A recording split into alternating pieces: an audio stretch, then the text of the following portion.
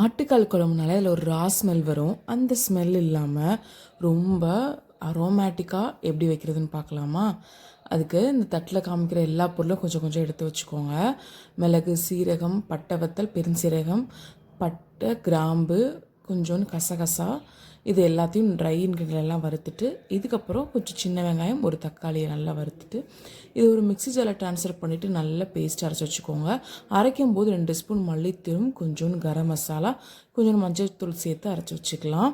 இப்போ ஒரு கடாயில் எண்ணெய் ஊற்றி கொஞ்சோண்டு சோம்பு, பெரிய வெங்காயம், கருவேப்பிலை, 2 ஸ்பூன் இஞ்சி பூண்டு பேஸ்ட் சேர்த்து நல்லா பச்சை வடை போகிற வரை வதக்கி விட்டுட்டு, இப்போ நல்லா இந்த அரைச்ச பேஸ்ட்டையும் இது கூட சேர்த்து லைட்டாக வதக்கி விட்டுட்டு, இப்போ 2 ஆட்டுக்கால் நல்லா வாட்டின கால் இல்லை ஒரு 10 விசில் வச்சு வேக வச்சு எடுத்துக்கோங்க.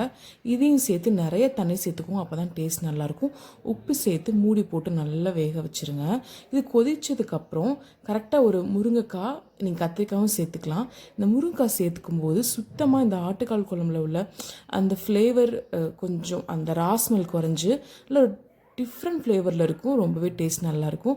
கடைசியாக முருங்கைக்காய் சேர்த்து நல்லா வேக விட்டுட்டு கொத்தமல்லி சேர்த்து பரிமாறினீங்கன்னா அட்டகாசமான ஆட்டுக்கால் குழம்பு ரெடி. நீங்களும் ட்ரை பண்ணுங்கள்.